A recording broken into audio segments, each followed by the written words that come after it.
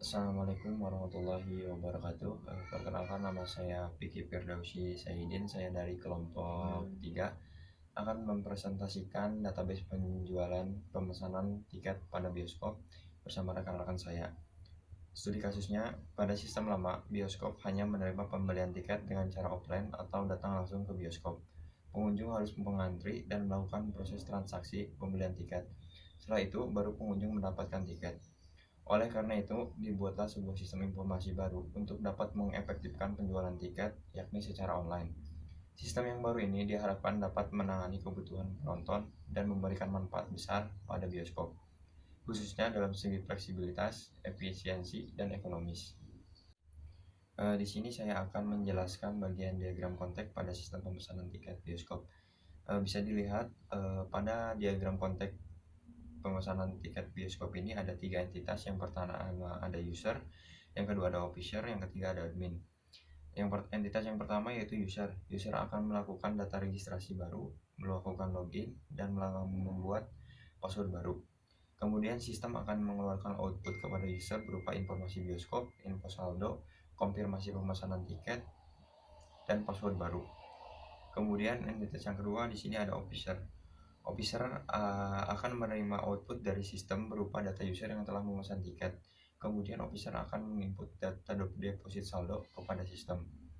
Entitas yang ketiga di sini ada admin, di mana admin akan melakukan login sebagai admin, melakukan update informasi bioskop, dan melakukan update password baru.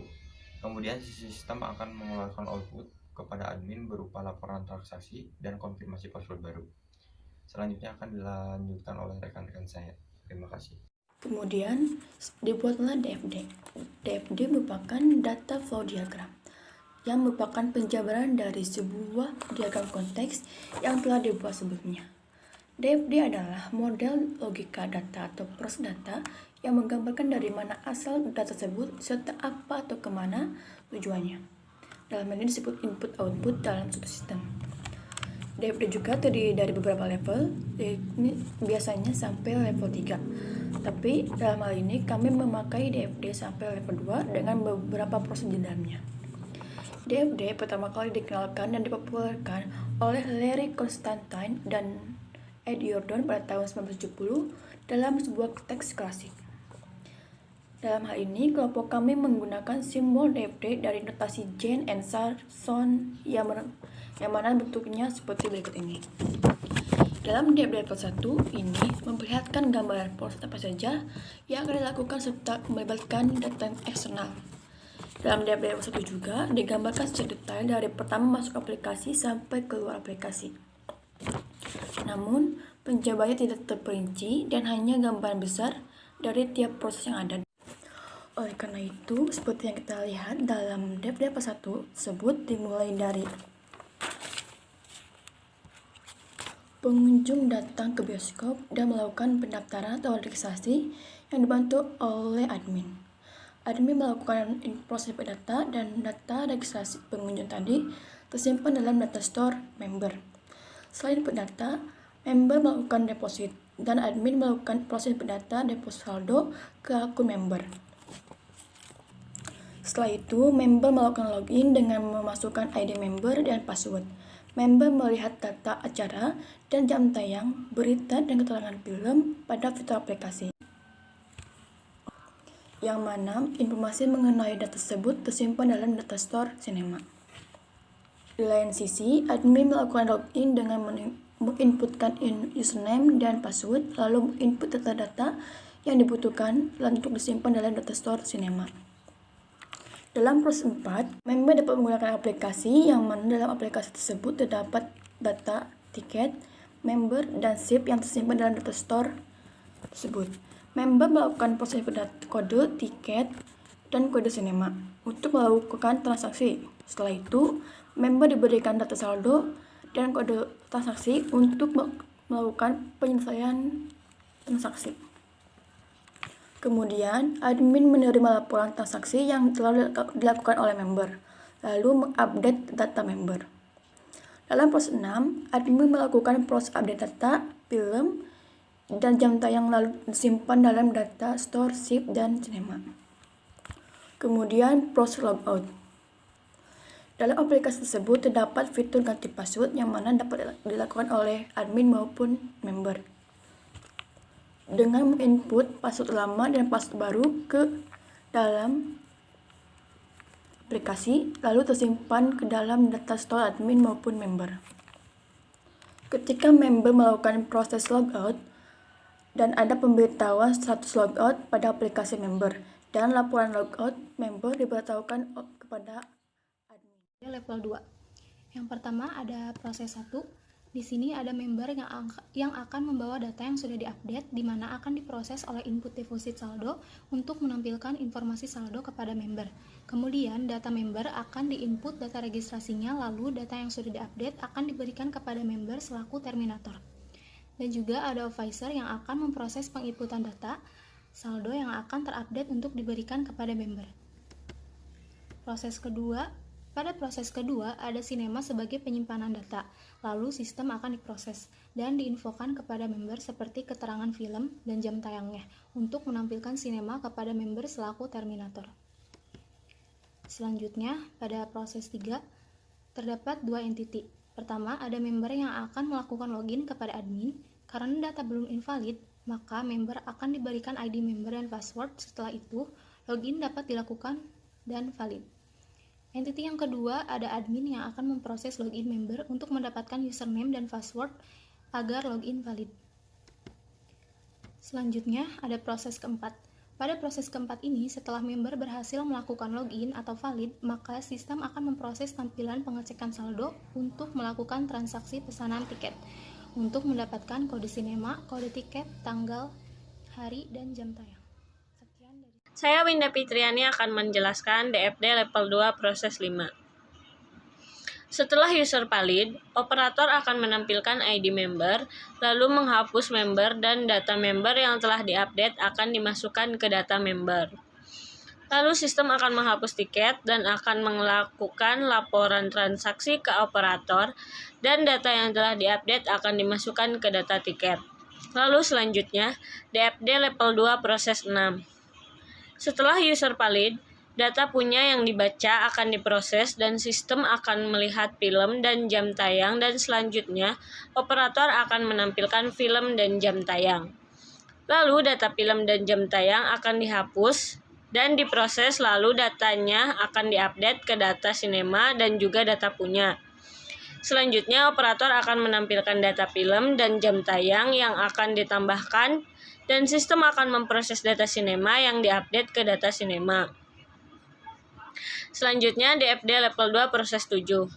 Setelah user valid, operator akan menampilkan password lama, password baru, dan sistem akan memproses ganti password member, lalu data member yang diupdate akan dimasukkan ke data member. Dan data member yang dibaca akan diproses ganti password member, dan proses akan menampilkan password baru. Sama seperti proses sebelumnya, operator akan menampilkan password lama, password baru, dan sistem akan memproses ganti password admin, dan data admin yang diupdate akan dimasukkan ke data admin. Dan data admin yang dibaca akan diproses ganti password, dan operator akan menampilkan password baru. Selanjutnya, DFD level 2 proses 6. Setelah user valid, member akan melakukan logout member dan akan menampilkan status logout, dan admin juga akan melakukan logout admin dan akan menampilkan status logout. Assalamualaikum warahmatullahi wabarakatuh. Saya Tubagus Maulana Kadafi dari kelompok 3 akan menjelaskan tentang ERD, sistem penjualan online tiket bioskop.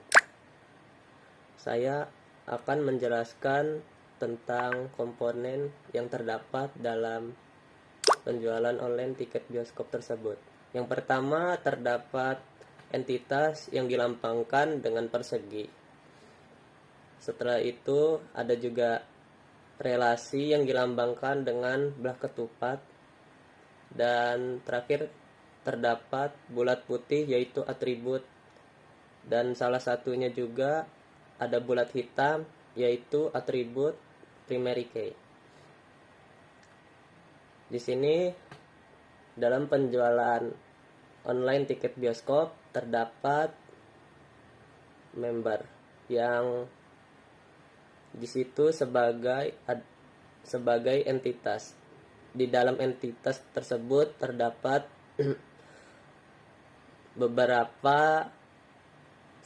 beberapa macam atribut, yaitu password, nama lengkap, nomor identitas, alamat, nomor HP, kota, provinsi, jumlah saldo, pekerjaan, dan nomor telepon. Dan salah satunya ID member yang dibulatkan hitam berarti primary key. Selanjutnya masuk ke pemesanan, yaitu terdapat 2 primary key yang di dalamnya adalah ID member dan kode tiket. Setelah member memesan dan masuk ke entitas tiket, di dalamnya terdapat atribut tanggal tayang, jam tayang, dan kode tiket. Setelah entitas tiket masuk ke relasi pesan yang di dalamnya terdapat nama sinema dan kode kursi. Setelah masuk ke relasi pesan, diarahkan ke dalam entitas sinema yang di dalamnya terdapat 1 primary key, kode yang bernama kode sinema, dan bulat putih atribut biasa yang bernama nama sinema, judul, tanggal main, tanggal selesai, dan keterangan. Dalam sinema mempunyai 2 relasi update dan relasi punya. Saya akan menjelaskan dulu relasi punya. Di relasi punya terdapat 2 primary key, yaitu kode sinema dan ID shift. Setelah itu masuk ke entitas shift yang di dalamnya terdapat atribut jam awal, jam akhir, dan 1 atribut primary key, yaitu ID shift. Setelah dari entitas shift masuk ke relasi update yang di dalamnya terdapat user admin dan ID shift. Lalu diarahkan kepada admin yang di dalamnya terdapat user admin dan password. Nah, yang kedua saya akan menjelaskan jalur sinema update. Di dalam update terdapat kode sinema dan user admin. Setelah itu diarahkan ke user admin, lalu diarahkan ke admin, dan di dalamnya ada user admin dan password. Sekian dari saya, kurang lebihnya mohon maaf. Wabillahi taufiq wa hidayah. Wassalamualaikum warahmatullahi wabarakatuh. Assalamualaikum warahmatullahi wabarakatuh. Perkenalkan, nama saya Taufik Nurdiansyah. Saya berkesempatan untuk menyampaikan normalisasi. Normalisasi merupakan parameter yang digunakan untuk menghindari redundansi data terhadap tabel, dan juga merupakan suatu proses mendekomposisikan suatu tabel yang masih memiliki beberapa anomali, sehingga tercipta tabel yang lebih sederhana dan lebih terstruktur. Normalisasi first normal form.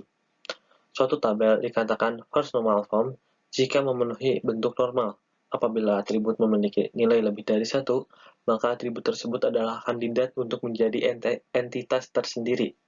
Inti dari normalisasi first normal form adalah tidak boleh redundansi data.